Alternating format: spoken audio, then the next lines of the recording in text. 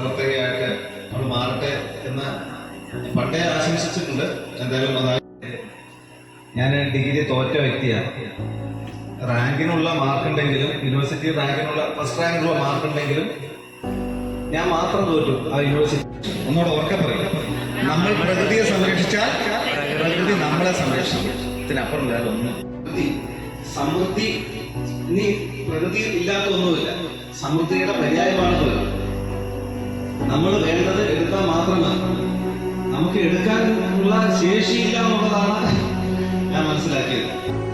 ഞാൻ ഇതിനെക്കുറിച്ച് ക്ലാസ് എടുക്കുന്ന ഞാൻ ഇതിനെക്കുറിച്ച് എനിക്ക് ക്ലാസ് എടുക്കുന്ന പറയും. അപ്പൊ നമ്മൾ കൂടുതൽ ശക്തരാണ്, ശാരീരികമായും മാനസികമായും ശക്തരാണ്. പ്രകൃതി നമ്മൾ പഠിക്കുന്നതാണ്. നമ്മളൊരു കാട്ടിൽ പോയി കഴിഞ്ഞാൽ അവിടെ അസുഖം ബാധിച്ച ഏതെങ്കിലും ജീവികളൊന്നും കാണാൻ പറ്റും. കണ്ടുകൊണ്ടിരുന്നു ആരെങ്കിലും മരം മുറിക്കാതെ ഇവിടെ നാട് ക്ഷയിക്കേണ്ടത് അതിനെ പറഞ്ഞു വിചാരിച്ചു. അതിന് പ്രത്യേകം ഞാൻ നന്ദി അറിയിക്കുന്നു. പിന്നെ നമുക്ക് ഈ പറഞ്ഞ സൗകര്യങ്ങൾ വേണം. അപ്പോൾ വീട്ടിൽ എത്ര മക്കൾ, എത്ര അച്ഛനമ്മ കണക്കാക്കിയുള്ളൂ. ഒരു വീട്ടിൽ എത്ര മരം നടന്നുള്ള കാര്യം ലിസ്റ്റ് ഇട്ട് കഴിഞ്ഞാൽ മരം നടാൻ സ്പേസ് ഉണ്ട്. കടങ്കാരായിട്ട് നമ്മൾ ജീവിച്ചുകൊണ്ടിരിക്കുകയാണ്. കടങ്കാരനായിട്ട് ജീവിക്കാൻ അനുഭവിക്കണം എന്ന് പറയുന്നത് ശരിയല്ലേ? നമ്മൾ ചെയ്തുകൊണ്ടിരിക്കുന്നത്.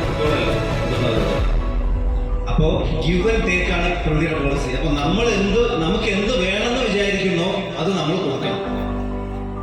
നമുക്ക് പണമാണ്, സ്നേഹമാണ് വേണ്ടത്. എന്നെ ആരും സ്നേഹിക്കില്ല എന്നാണ് തോന്നുന്നുണ്ടെങ്കിൽ നമ്മൾ ആരെയും സ്നേഹിക്കുന്നില്ല എന്നല്ല.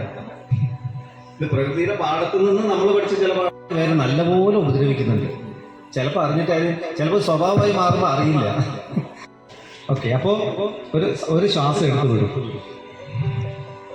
ഇനി അടുത്തത് ശക്തിയിൽ ശ്വാസം എടുത്തുകൊണ്ട് കൈ മുകളിലേക്ക് എറിയണം. അറ്റുപോയാൽ പോട്ടെ എന്ന് പറഞ്ഞാൽ കൈ എറിയണം. എന്നിട്ട് ശ്വാസം വിടുമ്പോൾ കൈ മുഷ്ടി ചുരുട്ടി തിരിച്ചു കൊണ്ടുവരാം. റെഡി? ബലം പിടിക്കണം. ഞാനിപ്പോൾ ഈ ഔട്ടെന്ന് മാത്രം പറയാം.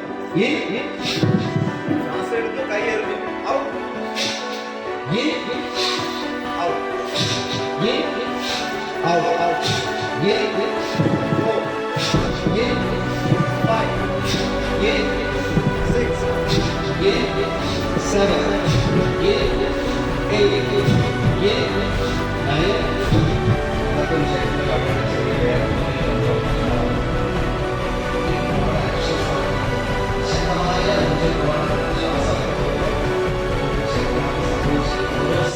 ഇൻടേക്ക് ശ്വാസം അത് പോകുമ്പോൾ ഓക്സിജൻ സപ്ലൈ എല്ലായിടത്തേക്കും വരും. അവിടെ നിന്ന് എല്ലാ സെല്ലിലേക്കും ഓക്സിജൻ എത്തും. എങ്ങനെ എത്തും?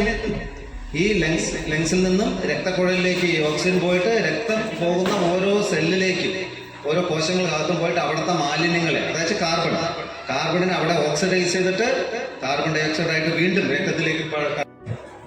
വളരെ സന്തോഷമുണ്ട്. നമ്മൾ ചെറിയൊരു എല്ലാ ആളുകളും ഒഴിഞ്ഞു പോകുമ്പോൾ നമുക്ക് വലിയൊരു ആശങ്കയാണ്. ഇത്രയും സാധാരണ ദൂരെയും നമ്മൾ വിളിച്ചു വരുത്തിയിട്ട് ഇത്രയും ആദരണീയനായ ഒരു വ്യക്തി നമ്മുടെ പ്രവർത്തകരുടെയൊക്കെ കൂട്ടത്തിൽ തലയെടുപ്പുള്ള ഒരു വ്യക്തിയാണ്. ഞാൻ പണ്ട് മുതലേ അറിയുന്ന ആളാണ്. എന്നെ അറിയണ്ടാവില്ല എങ്കിലും ഞാൻ പണ്ട് മുതലേ ശ്രദ്ധിക്കുന്ന ഒരാളാണ്. എനിക്ക് അദ്ദേഹത്തിൻ്റെ ക്ലാസ് കേൾക്കണമെന്ന് ആഗ്രഹമുണ്ടായിരുന്നു. നമുക്ക് ചെറിയ ഗ്രൂപ്പ് അദ്ദേഹത്തിൻ്റെ ക്ലാസ് ഇങ്ങനെയൊന്നല്ല ശരിക്കും പവർ പോയിന്റ് പ്രസന്റേഷൻ. അങ്ങനെ നമ്മളന്ന് പോയപ്പോൾ കുറേ സ്ഥലങ്ങൾ കാണിച്ചു. നമ്മുടെ സ്റ്റാഫ് ടൂറിൽ അട്ടപ്പാടി കൂടെ പോയപ്പോൾ അങ്ങനെ ഉള്ള സ്ഥലം